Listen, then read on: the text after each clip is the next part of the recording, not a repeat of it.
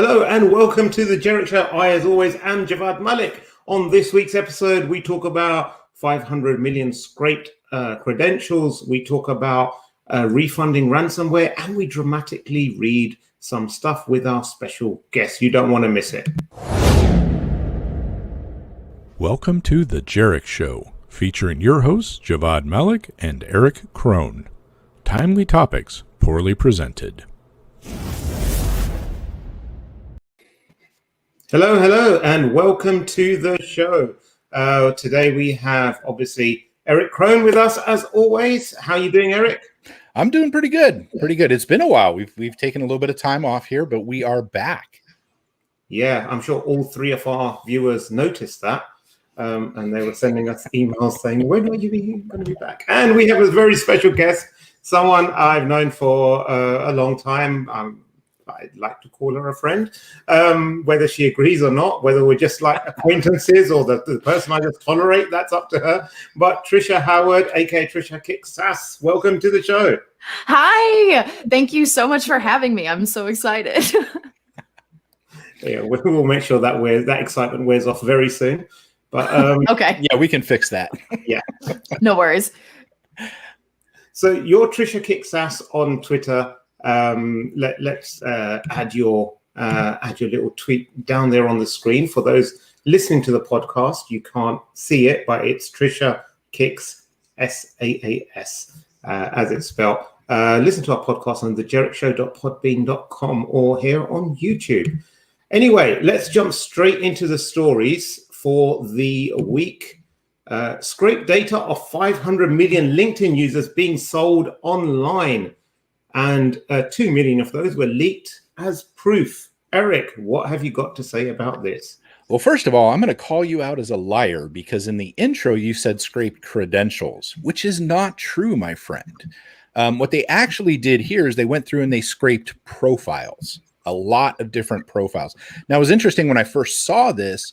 They claimed it was a dump, right? When I first saw this, and they made it sound like it was going to be some sort of a major, breach. But what's really happened here is they've basically gone through and they've scraped all these profiles of all these people. But the thing is, I mean, there are so many connecting pieces in LinkedIn that can put you, with other people and make these connections. So this is like a social engineer's dream. It saves them a lot of time and effort having to go out and do their OSINT as well.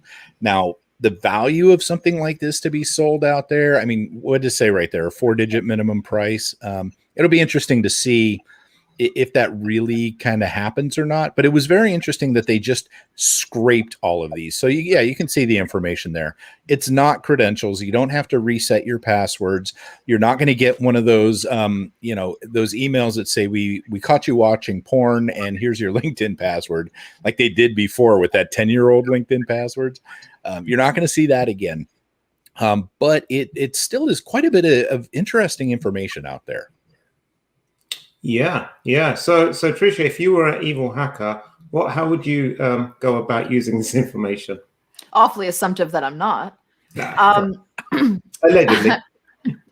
No, I mean, I think the social engineering thing would be probably what I would go to, right?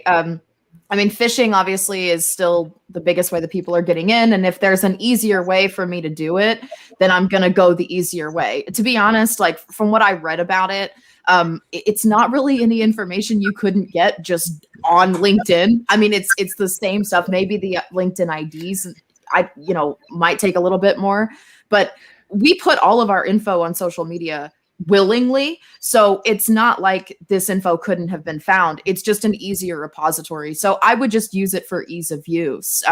If there's a way that I could potentially make money with doing less work, I'm going to do it that way. Now, I just saw something here, Javad, that I want to point out. If you scroll down there where it says like what to do now, it's down towards the bottom there. Next steps. There you go. Okay, next steps. If you zoom in on there real quick, look at the third bullet point there. So what is the point of something like that? I mean, we've talked sometimes about like responsible reporting sort of things. But when you're, this is just a little pet peeve. When you got something like this and you're putting it out there to tell people to change the password on their LinkedIn and email accounts because of a scrape. This is, I don't know. I just noticed that and it stood out to me. Yeah. I hate this because actually, if I were the attacker, to answer your question, Javad, I would look at this and be like, oh, you know what I'm going to do? I'm going to send a phishing that's reset link or whatever that dumps to a dummy LinkedIn thing. So I can't stand this. It's sensationalism reporting when it comes to security. And yes, there is a time for you to change your passwords and your passwords to your social media as well as email. This is not the time. They scraped the data that you give them willingly. Absolutely. And I think this also it shifts attention away from where the actual root cause was. So people read this and they start thinking, oh, maybe because I reused a password, or I wasn't using a password manager, or I didn't enable 2FA, that was somehow contributed to the actual data scrape, which it didn't at all.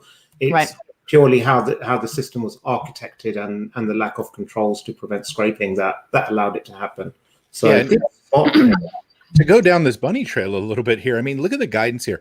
Consider using a password manager to create strong passwords and store them securely. It says nothing about making them unique across all of your different accounts. I mean, this is just kind of like bad guidance. I'm sorry we got stuck on this, folks. I just happened to catch this when we went by, and I just see a lot of bad guidance being put out in this that, you know, like you said, it's sensationalism, and it's almost like it's just boilerplate sort of any kind of a cyber story we have. We're going to throw this in there. I don't know.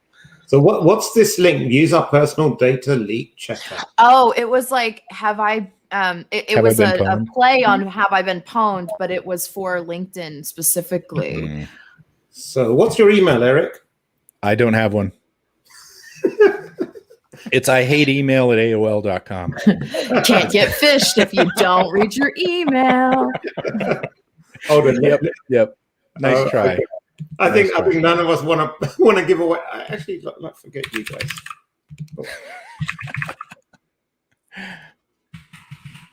You sure you want to do this so all the InfoSec bros can talk to you about OSINT? Oh no, your email address has been leaked. No. Oh no. Get a VPN. Yeah, right. I love that. That's hilarious. The thing is, again, this is misleading. Like you said, Trisha. So misleading. Yeah, it's okay. My email address has been involved in breaches in the past. That's fine. But the way I thought it would be when I came to followed this link, I thought it'd be like, check if your data has been leaked. So has my name, has my LinkedIn profile, has my friends' connections all been leaked? And I'm none the wiser. So I don't want to.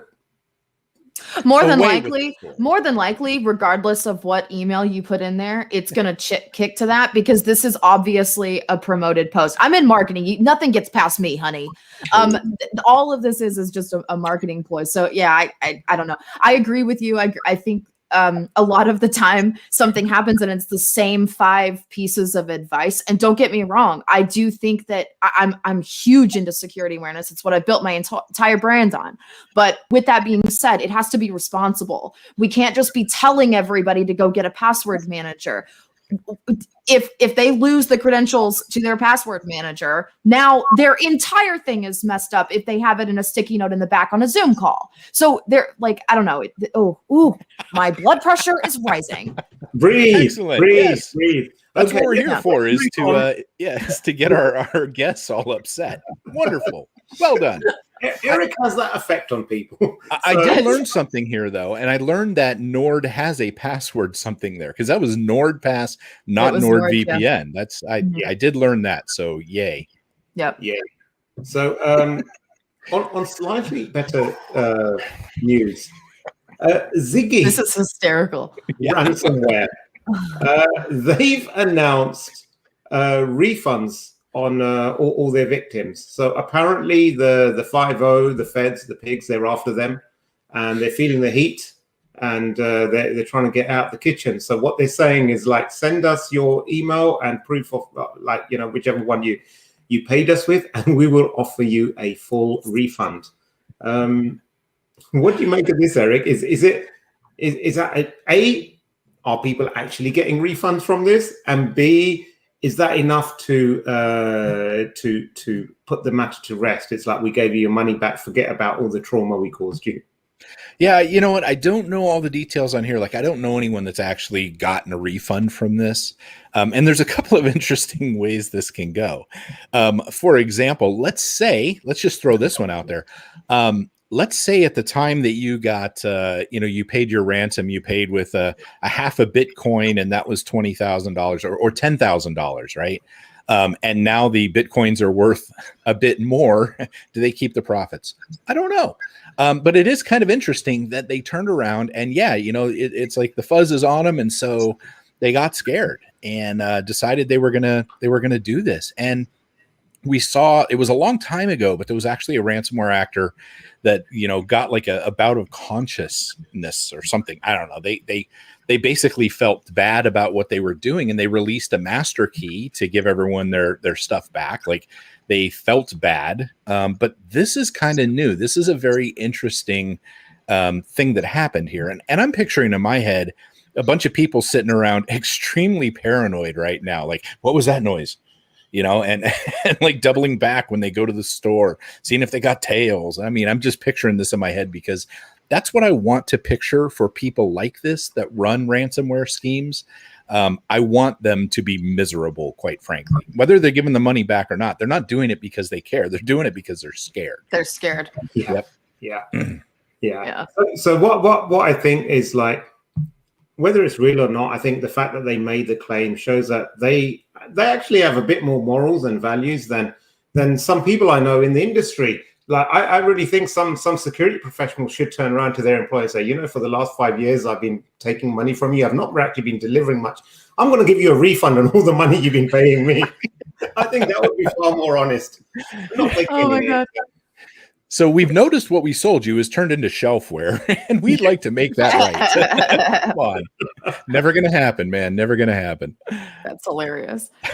Yeah. I don't know. Maybe this is just like me, the cynical, paranoid person that I am, but like, I would actually distrust this so much more. Like, the fact that they're coming out here and saying, we'll give you your money back. Like, to me, my first thought is this another way for them to scam me again? You know what I mean? Like, maybe the security team like didn't want anybody to find out, and so they just paid it, out of their budget, and then now they'd have to get like the finance team involved. I'm like, I don't know. There's something sketch about it. I feel like it's probably largely an empty thing. Like, hey, we're backing off. Sorry, people, FBI people watching me right now.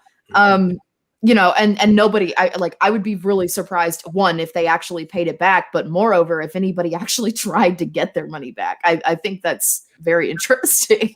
Yeah, the reply to that could be, just follow this link and confirm your bank account information. But that's we'll what I'm send you the money saying. back. Exactly. Like, I don't know. If I saw this, I'd just be like, get me once, that's on you. Get me twice, that's on me. Like, no way. No chance. You are cynical, Trisha. Just going to throw that out there. I am. I really am. It's part of being in this industry, though, too. And I've talked to my kids about that. We're in this industry where we see all this stuff that goes wrong all the time, and we're dealing with risk all the time. Like, I've explained to them, I'm walking across the Walmart parking lot, and I'm like, that car could back up and kill us, and this could happen there. And you're always looking at these different things, and it kind of jades you after a while. The good things you're actually looking at, like, that seems really suspicious. I'm really sus with that.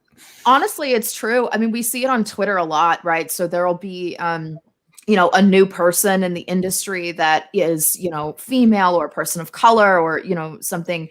And of course it's a sock account, and it's somebody who's a known abuser who has created tons of accounts specifically to target women and people of color. Right. And they will get, hundreds of retweets and acceptance into the community, and then you come out to find out that it's a troll. And what's sad about it is, to your point, like, we get so cynical about everything that it ends up hurting the people that actually are real and really do want to be part of the community. So it sucks. Yeah, it's hard on us personally too. I mean, I'm 28 years old. And security is hard. You can see what it did to me in my 28 years of life. But no, I mean, it can be. And especially, I mean, we're doing this pandemic thing now, right? And so if we go into this with kind of a bleak outlook on life, that's not a good thing. And I also think about the new people that do try to get started in InfoSec, and they're like, hey guys, and everyone's like, oh, and they pile on because who knows, this could be somebody who's trying to pull one of those things, Yep. Oh, what a fun world we live in, right? Oh boy. Well, I don't think the time you've been in the industry, Trisha, justifies the amount of cynicism you have within you. I think maybe we're naturally cynics when we get into this industry too. It doesn't hurt. That's probably true. It's probably true. I've been cynical probably my whole life around a lot of different things. But again, it comes to, I am so into true crime. All right. Like I grew up watching Lifetime movies. I literally if I have a weekend off, I just watch like true crime documentaries all weekend. And so I'm sure that probably plays into it a little bit too. Just like sitting in your house and be like, this could be the day I die. Yeah. This could be it. Just a caveat, Trisha and all our listeners, Eric and I are not trained therapists or psychiatrists. Any advice, please consult a medical profession before making any big decisions. Just putting it out there. Oh my God. Enough. Okay, so how did you come into the cybersecurity industry, Trisha? When was this? What was your path up to it? Yeah, you were like, I'm a happy person. I love the world. I'm going to get into cyber, right? And oh my goodness, I didn't even know what cyber was. It was completely an accident. So I actually I'm an artist by nature. My degree is in theater arts, and I've been singing my whole life. Very, very artistic background. And when I was a senior in college, I had discovered lighting design. So I mostly stayed on the performance side, but I did a lot in the technical and design as well, and fell into lighting a little later, and I fell in love with it. It's like still one of my favorite things to do. And decided that was the path that I was going to take. And at the last minute, had everything set up, ready to go. Somebody else came into the MFA pool for this particular program and had a lot more experience than me. And they only took 3 people, and I was number 4. Quick note. MFA here is not multi-factor authentication. Oh, apologies. Yes. Masters of Fine Arts. Masters of Fine Arts. Yes. Sorry. Yeah, you're right. I was like, RSA token, what is that? Good catch. Yeah. Master, it's a master's program. Yeah. So I freaked out naturally. I've always been a bit of a planner, and whenever your whole life now, I didn't realize this at the time. I do now. Most people graduate college and have no idea what the hell they're going to do, but I've never been like that. I've always known what I was going to do. And so it was a bit of a shakeup. And I posted something very millennial on my Facebook, and I was just like, searching for a job is so hard. I've been looking for a week. Let's be real. I'm dramatic. And so I was like, nobody cared, whatever. And one of my friends commented and was like, yeah, college grad, like get a job. And I was like, but nobody cares about my artistic experience. And how am I supposed to find anything? And turned out there was somebody, and it was an inside sales job. I had no idea what I was doing. I didn't even understand what the company was. It was a value-added reseller. And I found out about the job on a Tuesday. I got the offer letter in my hand on Friday, and I moved up halfway across the country 2 weeks later by myself. And I had no friends, and I just spent all my free time learning about the industry and learning about technology. It was mostly UC at the time, Unified Communications. And I remember whenever the first security vendor came and presented to us, and it was like, I will show you the world. It was a whole new thing for me. And I just fell in love with it. I've spent most of my career on the sales side. I recently transitioned into marketing, which I'm much more in my element with all the creative stuff. But it's been really kind of fun coming into security adjacent from the marketing and sales side, because I was able to kind of watch the industry and be like, is this something I really want to do? Yeah, this is something I want to do. And then get into the like nitty gritty and the because I do like the technical stuff as much as I can understand it. And then communicate that out to the masses. That's what I do now. I gotta say, I love this. Much like one of your tweets said, you do spontaneously break out in song. And I think that's awesome. I mean, it's really a thing. This is awesome. It happened yesterday on a team call. My audio was messed up or whatever. I'm sitting here, I'm singing away. I'm thinking, man, where is everybody on this call? I look over, my chief marketing officer is on this call, and he's like sitting there, and I finally figure it out. I was like, oh my goodness. And so I fixed the audio, and all I hear is him pop on and be like, man, we need to start all of our marketing calls like this. And I was like, all right. Oh, sorry, hit a rabbit trail there. I just thought it was funny because no, it really does happen. Yeah, but that's actually fascinating coming in through sales and and the marketing gig, and it is kind of funny. There's parallels between what people do in phishing and marketing, which is something I don't mean to drag us back to phishing, but I've told our marketing people before. I'm like, y'all are sketchy.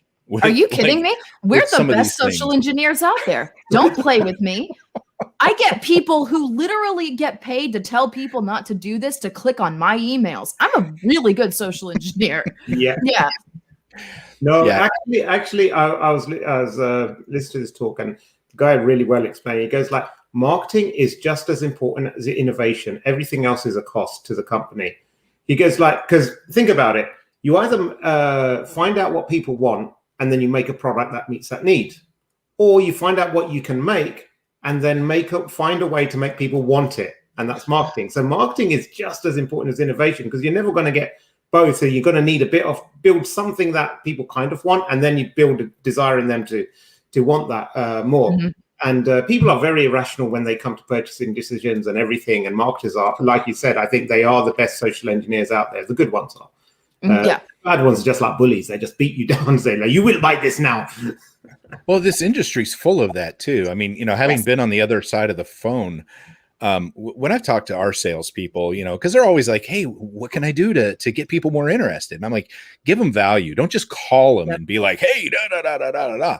Give them something that they care about whenever you reach out to them. So it's not like, oh, great. Because I've completely avoided people for months because I just got hammered by people at a certain SIM vendor. We won't go into that, Javad, but you know who they are. I mean, one time I signed up for something and I was just like, leave me alone, people. Yeah. It's bad in our industry with that. And it's so just, I don't know. I guess it's one of these just incredibly high pressure sorts of roles here. And there's so much competition. Leadership. It's bad leadership. It's bad leadership. I on the sale, coming from the sales side, that pressure and stuff comes from really old sales techniques that worked in the .com days that do not work now. They I try really hard whenever I'm like doing my readings or whatever to communicate that I was there, that I've been on that side, because I don't want people to think that I'm like just bashing on sales. But it's a tough job. Yeah. It's a really tough job. It's high pressure. You literally do not know if you're going to get fired that day in sometimes.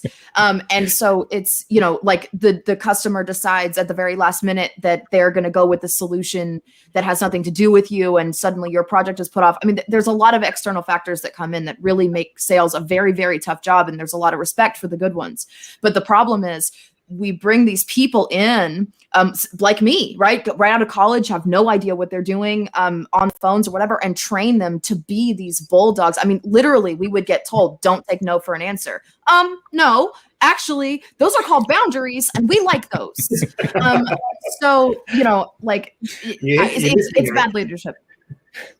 What? Yeah, no. So you mentioned you're dramatic, and like for our listeners, viewers, who might not be familiar, you do these fantastic dramatic reading of sales emails where people submit to you their emails that they receive from salespeople that are just like, they don't respect those boundaries, and you do these fantastic dramatic readings of it. Where can people find it? Is it all on your Twitter account, or is it a YouTube channel as well? It's in my YouTube channel. I'll send you the link for it. You can put it in it. Yeah, it's you can find me on YouTube at Trisha Kicks Sass, I think is what it's under now. Or just Trisha A. Howard as well.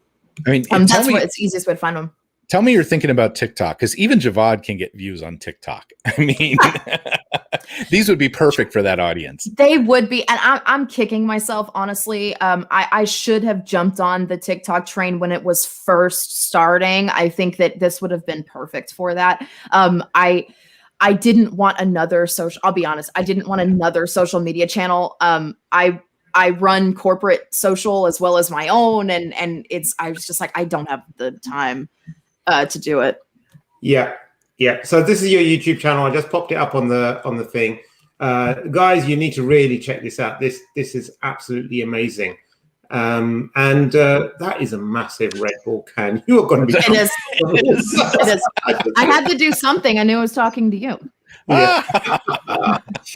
Yes, you need the energy to keep up with the Jerich show. The creeper. That was yours, Javad. That was mine. Yes, I remember that. That was so well done. Nice. So, okay. So coming from marketing, and we'll get back to, I know where Javad was going with this, but I'm curious, what is the best skill you think you took from your sales marketing stuff and turned into cyber? Well, I mean, there's the social engineering for sure that we mentioned before. This is going to sound kind of hokey, but just listening to people. I think when I didn't know anything about the industry, I would ask a lot of questions. Like I would get on cold calls. I was this person. I would get on cold calls and I would get the one person who would actually talk to me. And I would just say, look, you've been so kind and I really appreciate it. Do you mind if I just like pick your brain for a second? Like I'll skip the pitch, whatever. What did you like about the pitch? Was there anything that was technically inaccurate? What are things that you're actually focusing on? Everybody around me would look at me like I was nuts. And I was like, whatever. I finally, like 1 out of 150 people is actually having a conversation with me. I'm going to like extrapolate on that. And that's really helped me in everything, right? In particularly in cybersecurity, because I am marketing to a very cynical audience, and I am marketing to people who are literally training other people not to click on links and asking them to click on a link when they don't know who I am. Like you kind of get into the head. I actually say that I'm a marketer who identifies as InfoSec because I do. I go much more on the privacy-centric way, and the don't click on links. It's not a family gathering if I'm not asking people what phishing emails they've gotten recently. So you know what I'm saying? Yeah, I would say that just communication, and open communication, and being open to picking up on little things that would seem like nothing, but then I use it. Brilliant. So Javad, on that, I'm going to leave you to try to make that transition that you set up so nicely before, but have now completely run into a wall. So let's see what you got here, man. So you, So we'll ask you at the end what little things you've picked up on in Eric's personality, seeing as your listening skills are so great. Because we could write essays on Eric and his. Anyway, so we have a dramatic reading exercise for you planned out. Okay. Good. So this is a ransom note that pops up on people's screens when they've been hit by ransomware, and we would like to ask you to take a few seconds to soak this in, and then tell us how would you do this? No pressure, in the live. Okay. In your own time. Okay. I have to get into a zone. Not many people get to see my creative process, so this is a treat. Should be charging you for this. We're paying you an exposure. To your 3 listeners. Okay. All right. Let's see if I can do this. I don't usually do this in one take. All right.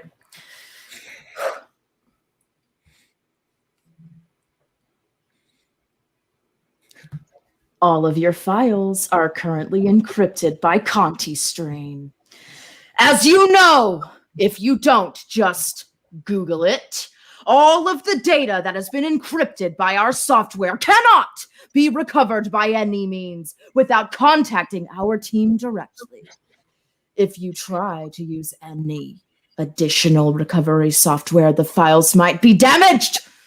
So if you are willing to try it on the data of the lowest value.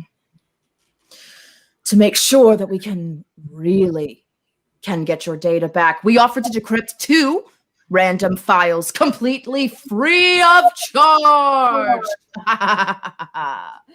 You can contact our team directly for further instructions through our website. Tor version. You should download and install Tor browser first. HTTP, a lot of numbers and letters, .onion. HTTPS version, much shorter, a URL. You should be aware, just in case if you try to ignore us, we've downloaded a pack of our internal data and are ready to publish it on news website if you do not respond. So it will be better for... What are you doing? It will be better for both sides if you contact us as soon as possible. That was in the style of the Ziggy ransomware.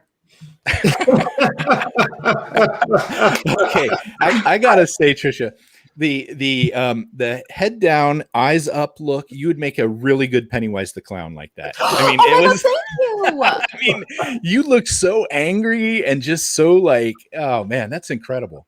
Thank you. I have mastered the Kubrick stare, I will say. It's something I practice in my own time. Fantastic. Well done. Yeah. You know, it when you do that, it is kind of funny because it kind of brings to light like the wording and stuff that's in these and how it's designed to do some emotional kind of pulls and tugs. You know, we all know social engineering is about emotional, tugging and it just really, God, that is the biggest can of Red Bull I've ever seen. But anyways, yeah, it just it really kind of accentuates how dramatic those are written. It is. Oh, my favorite one that I've ever done, I think, was the one I did for Jack Resider, and it was in the style of Law and Order. And it was somebody asking him to publish one of their guest posts on his website. And it was so funny because when it hit me to do it as Law and Order, I was like, oh, this is going to be fun. Because a lot of them are like goofy and silly and whatever. And this one was like really intense. And I actually got a couple of messages and they were like, yeah, okay, so I'm terrified of you now.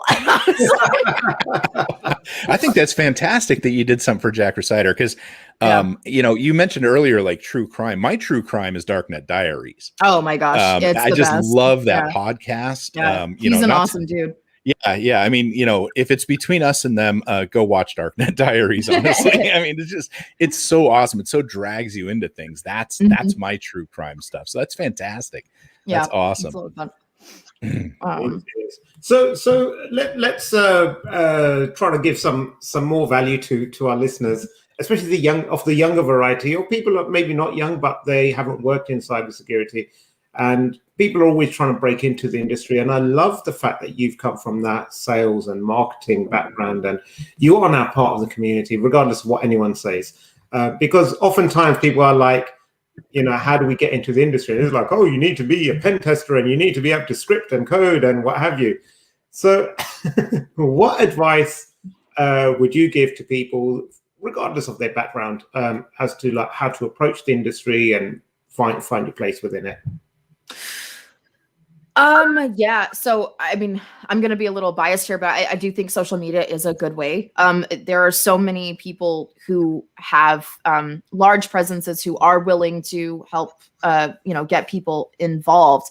To be honest, I think the biggest problem isn't even necessarily getting them into the industry. It's letting them know that they can. Like the people that come from alternative backgrounds, it's like, oh, well, I mean, I'll from my personal experience, if you had told me when I was in college that I would be sitting here talking about cybersecurity, I would be like, one, what is that? Two, LOL. So like I think we need to be doing a better job of, as a community, of reaching out to those people that don't come from the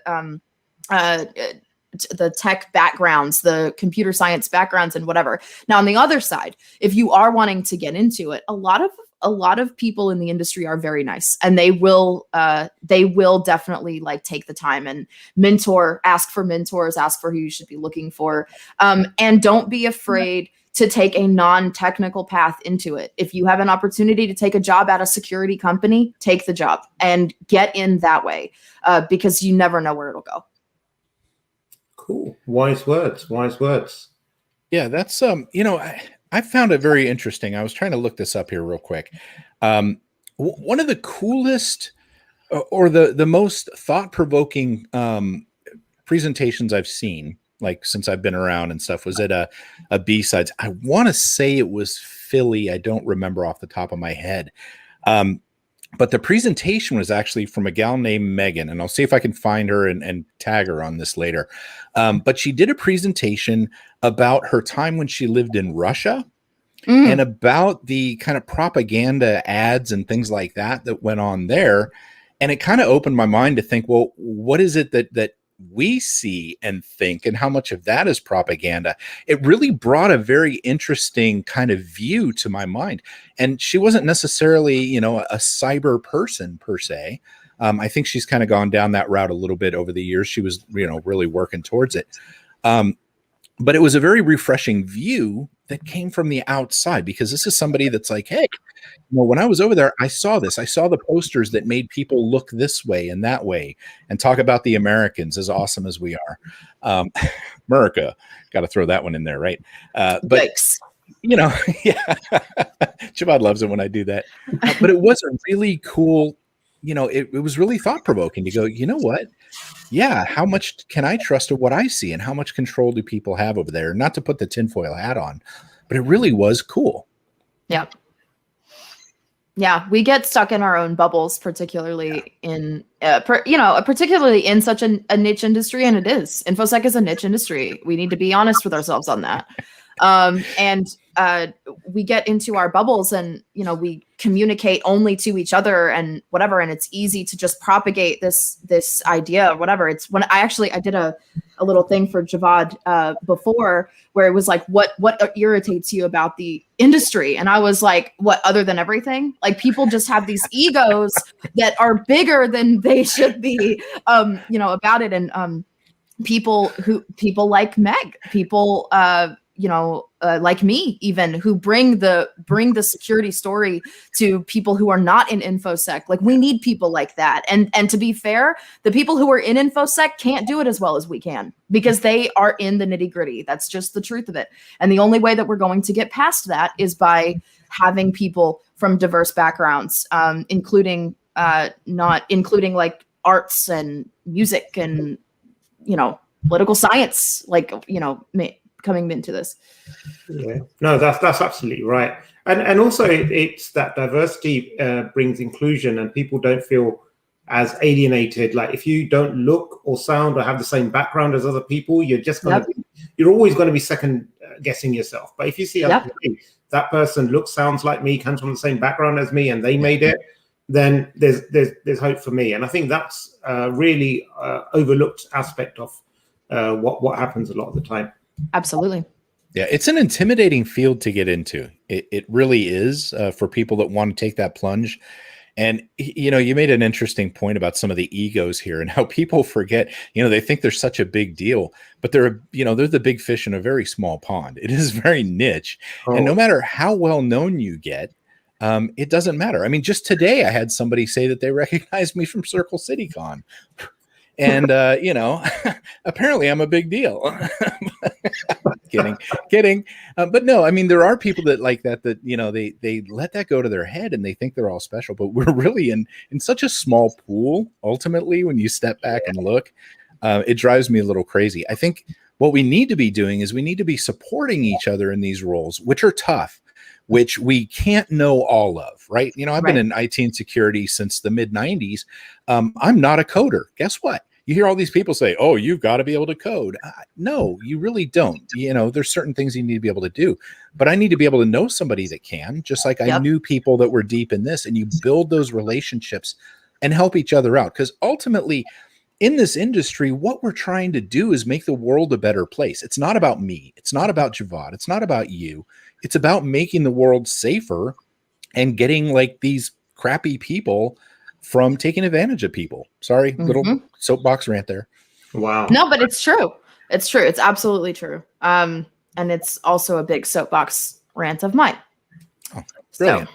Brilliant. Javad, you don't care. We can call this a soapbox episode. No, absolutely. I also think that, you know, the industry, it's a lot bigger than what a lot of us see it. I think it's a lot more easier to get into the industry if you stay off Twitter and you don't go to conferences, because you'll still get a job in security in some place, and you'll be free of all the drama, and you can do it as a regular job, and you can learn stuff, and you can enjoy interacting with your immediate colleagues and go home at the end of the day and not have to worry about this stuff on the weekends. That's an interesting point, because, you know, the whole time I was with DoD, in my position as a security manager over an organization that handled basically the Army's network backbone, you know, network wise and Active Directory for classified and unclassified, I had to lay really low. Like I didn't get out there and throw my name around very much. And it was probably the happiest time in InfoSec for me I've ever had, you know, because we didn't deal with that. We just did our jobs and we did things. And sure, we went places and we learned stuff, but we weren't a part of all that stuff that tends to get spun up by, honestly, a fairly small amount of people in our industry. Well, yeah. I mean, I appreciate what Javad says, and I don't come from the actual InfoSec side, so I'm sure that there's like a whole other thing there. But I mean, I've gotten so many podcast interviews from Twitter. I've gotten so many interview opportunities that I never would have gotten otherwise, and I think there's a place for it, but you do have to be able to separate, to Javad's point, and it's a very small sect of the community that's just constantly stirring things up. It's like every day. It's like, what's going to happen on InfoSec Twitter today? What's on our bingo card for today?